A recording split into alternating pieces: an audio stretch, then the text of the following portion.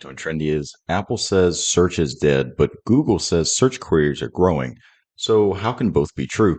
We're also going to review the Lyft trade, which went up 28% after earnings.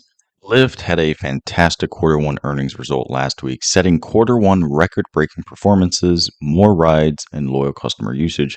I published a 8-minute video about Lyft a month ago, along with numerous shorts talking about this stock. I don't get them all right, but when I do, I got to celebrate, right? So click subscribe if you want more trades like this. Google has been undergoing a battle with the DOJ over their supposed search monopoly. And more bad news arrived after Apple executive Eddie Q testified in federal court that Apple saw a drop in web searches via Safari for the first time last month in April.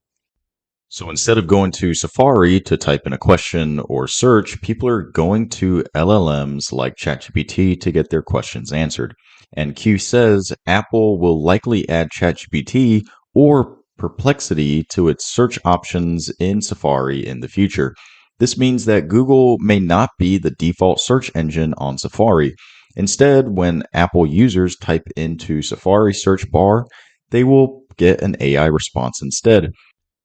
This news caused both Google and Apple stock to drag down, but Google was worse, wiping away 170 billion in market cap in a single trading day. Google makes money on search through ads. Google says ultimately we earn most of our money by showing ads alongside relevant search results on google.com. If Google search is no longer the primary way to find information, people will rather spend money on ads in LLMs. Maybe in the future, ChatGPT will start answering your questions with product placements when applicable. For example, if you're asking about a DIY project, it might recommend you to use a specific type of glue brand or paint brand. If you're looking for places to eat, it might say, hey, you should go to Wendy's because Wendy's paid ChatGPT money for ad placement. Or say, hey, you should use DoorDash.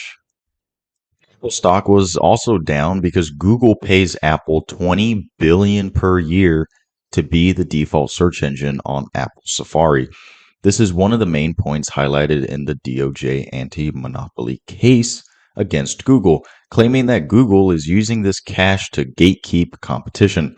But clearly, we are at a pivotal point in search. People are searching in new ways through AI, and Google's dominance is now in question.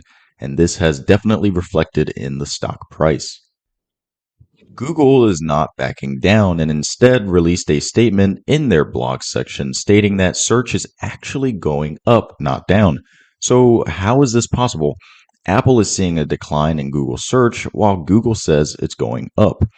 And the answer may be the scope of data these companies have.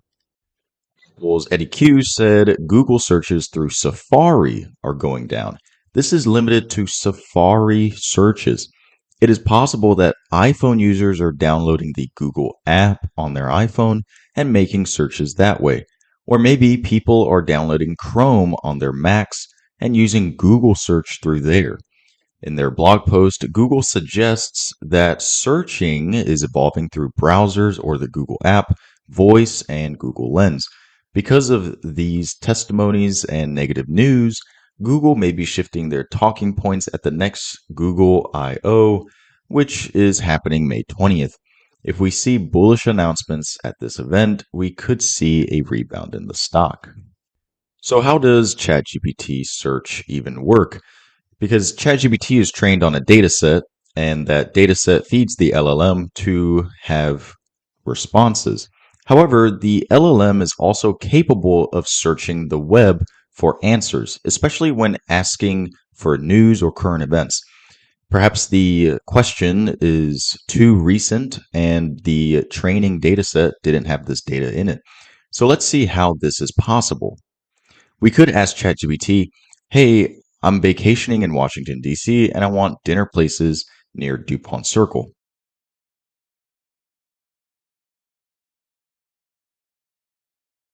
And bam, ChatGPT lists places for us searching the web with a convenient map, star rating, a description of the restaurant, and a cost rating. There are also links to these restaurants' websites and for directions. But interestingly, if you click on the maps, it goes to Google Maps, offering Google Maps some volume. But where does ChatGPT perform web searches? Well, when I asked ChatGPT how it performs web searches, it told me that I issue search queries to a search engine. My follow up question was, when you say search query to search engine, which search engine are you using? And ChatGPT replied, I typically use Bing as the underlying search engine. And my follow up was, well, when you say typically, do you sometimes even use Google? And ChatGPT with a hard no said, no, I do not use Google search. With Microsoft's partnership with OpenAI, we could see that Microsoft has a secondary effect in Bing search volume because people are interacting with ChatGPT. Perplexity seems to not use a search engine at all, but instead a web crawler called Perplexity Bot. I asked Perplexity AI, and it replied, Perplexity does not use Google search as a core part of its search infrastructure. Instead, Perplexity initially relied on Bing as its main search engine in its early days, but it has shifted away from that and built its own internal search engine infrastructure, including a custom web crawler called Perplexity Bot, its own indexer and ranking algorithm. I also asked Anthropic's Claude AI, and it said that it didn't have the ability to search the web, access databases, or retrieve new information from the internet in real time. So it seems like Claude AI only has the training data set, and that's how the LLM answers questions.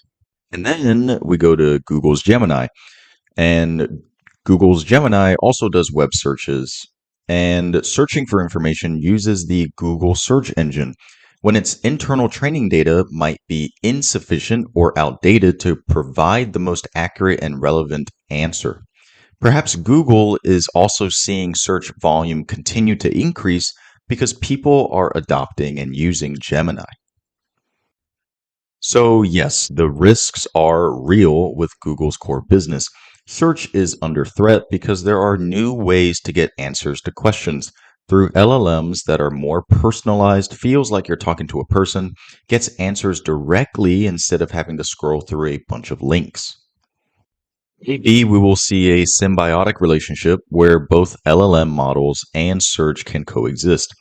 Maybe LLM models are trained on a dataset, but for new information, LLMs can perform web searches through an engine like Perplexity and ChatGPT's Bing.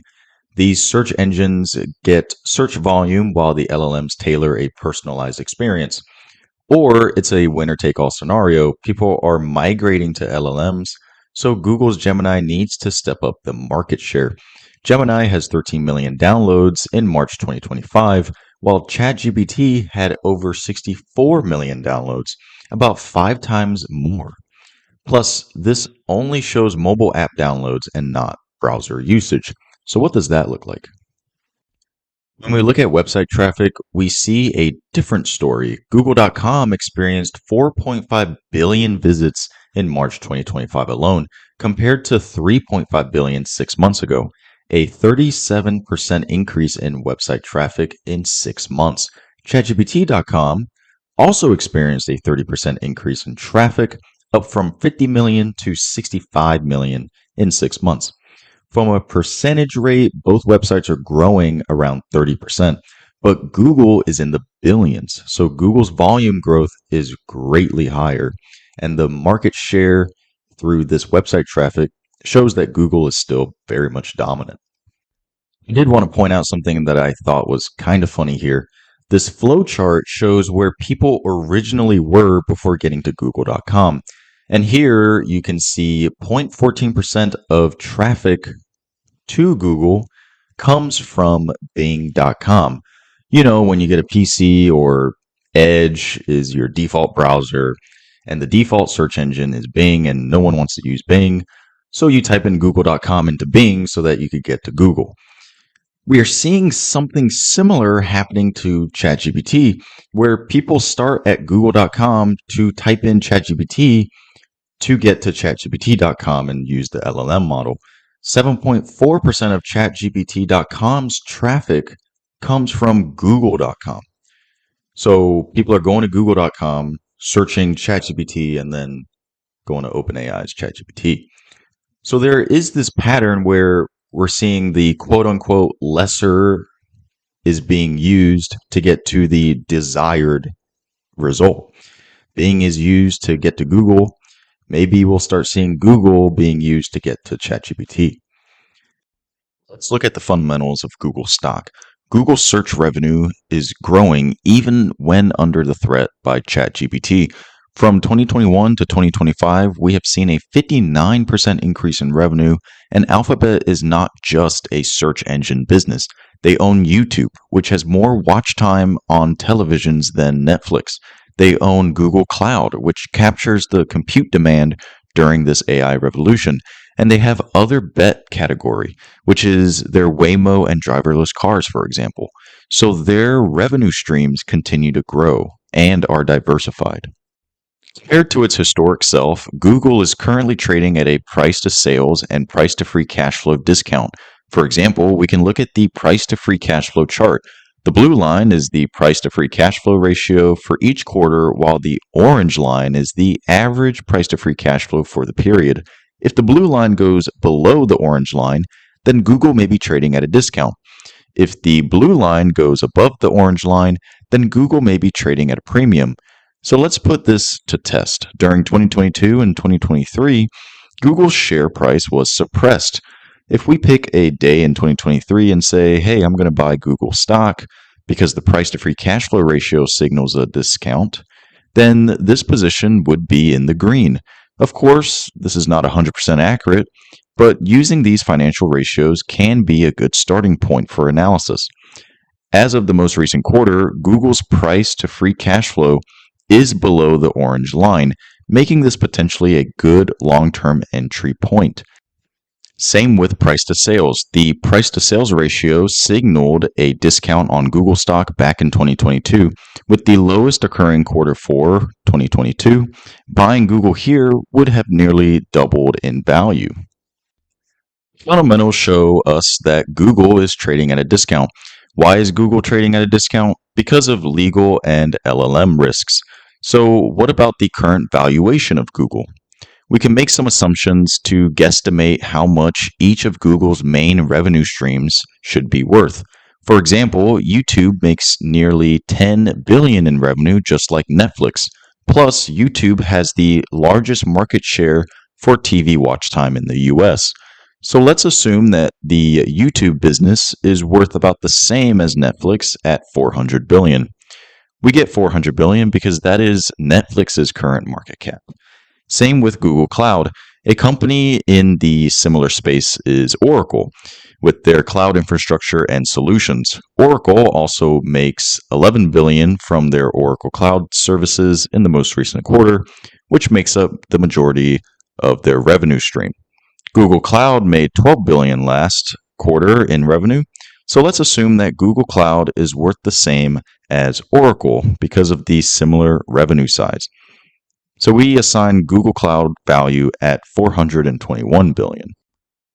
That leaves us with the 50% of Google's market cap to spread towards search and other. Other is grouping Google Network, Google's other bets, and hardware into one group. This group makes $189 billion in the most recent quarter. So let's assume an allocation of 10% market cap to this division. That leaves us with 47% of Google's market cap connected to Google Search, which seems reasonable, right? Because Google's revenue is about 53% from Google Search. So it might make sense to also have about half of Google's market cap worth connected back to search. This makes Google Search worth $883 billion, which seems like a lot, especially when search is under risk.